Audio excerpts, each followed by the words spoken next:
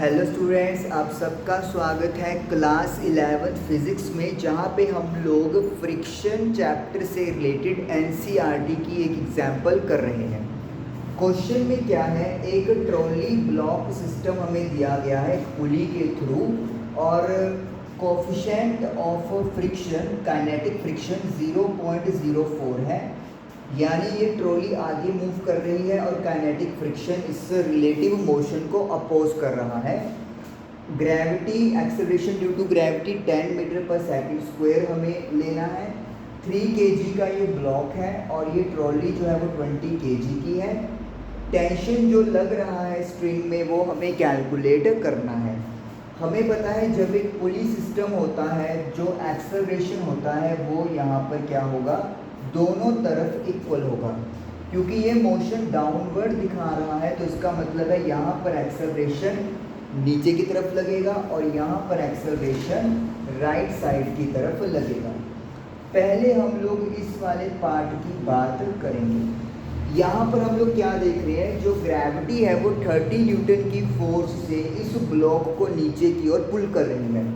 Force का formula होता है मास इंटू एक्सेलरेशन। क्योंकि सिर्फ ग्रेविटी का रोल है तो m इंटू जी करेंगे, तो मास 3 है और g की वैल्यू 10 है। दैट इज़ वाई जहाँ पे जो फोर्स है वो 30 न्यूटन है, तो 30 न्यूटन माइनस जो टेंशन है वो यहाँ पर ऑपोजिट डायरेक्शन में है, तो यानी कि जो स्ट्रिंग है ये इसको पुल करेगा ऊपर की तरफ, तो 30 माइनस टी, तो जो नेट फोर्स है Fn वो यहाँ पर नीचे की तरफ लगेगी। ये हमने इस ब्लॉक 1 की बात की है, यहाँ पे मैं 1 लिख देता हूँ। तो 30 minus T is equal to, force का फॉर्मूला होता है मास इंटू एक्सेलरेशन।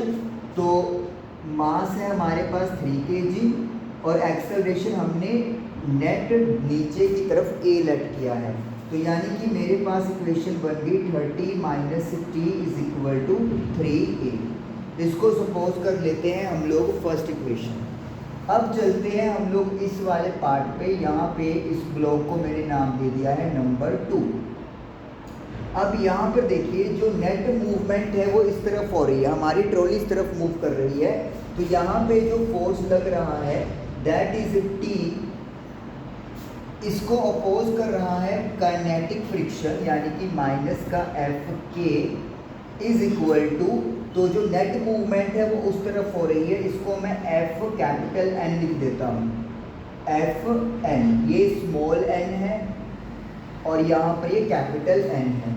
तो टेंशन तो मुझे नहीं पता, काइनेटिक फ्रिक्शन की वजह से जो फोर्स लगती है उसका फॉर्मूला होता है mu multiply by N. Mu को म्यू के लिख सकते हैं where N is normal reaction. Force का फॉर्मूला क्या होता है, मास इनटू एक्सेलरेशन। यहाँ पे मास किस चीज़ का है, ट्रॉली का मास है। अब कोफिशिएंट जो है वो 0.04 है। नॉर्मल रिएक्शन का फॉर्मूला होता है मास इनटू ग्रेविटी। यहाँ पर जो मास है वो 20 kg है और gravity acceleration due to gravity 10 है। अगेन m मास जो है वो 20 kg है और जो एक्सेलरेशन है उसको हमने a लेट किया हुआ है। आप यहाँ पे पॉइंट हटाओगे तो ये जीरोस कैंसिल हो जाएंगी, तो t minus 8 is equal to 20a आ जाएगा। मुझे यहाँ पर टेंशन कैलकुलेट करना है, तो व्हाट विल आई डू, मैं यहाँ से इन दोनों इक्वेशंस को सॉल्व कर लेता हूँ जैसे आपका मैथमेटिक्स में करते हैं। दो लीनियर इक्वेशन हमारे पास तैयार हैं। तो ये इक्वेशन है माइनस का t प्लस का 30 इज इक्वल टू 3a। हमने t को पहले लिख दिया, 30 को बाद में, और इसके नीचे लिखेंगे t minus 8 is equal to 20a। अब इसको आप लोग सॉल्व कर सकते हो, t से t कैंसिल हो गया, 30 में से 8 गया 22 और ये ऐड हो जाएंगे, तो एक्सेलरेशन की वैल्यू आ गई है 22/23 मीटर पर सेकंड स्क्वायर।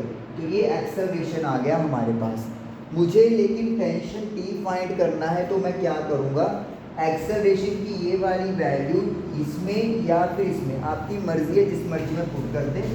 सपोज करो मैं सेकंड वन में पुट कर रहा हूँ, तो ए की जगह लिख दूंगा 22/23, तो ये आ जाएगा 440/23। जब आप इसको डिवाइड करोगे 440 को 23 से,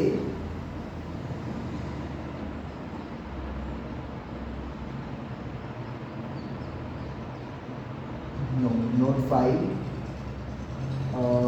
9 8 2 18 60 46 18 पॉइंट को अप्रोक्सीमेटली लगा लो। और जब मैं इसको प्लस कर दूंगा 8 को, तो ये बन जाएगा 26.2 न्यूटन। तो यानी कि 26.2 न्यूटन का जो टेंशन है वो लग रहा है। आप कह सकते हो इस ट्रॉली पर इस डायरेक्शन में और इस ब्लॉक पर ऊपर की डायरेक्शन में।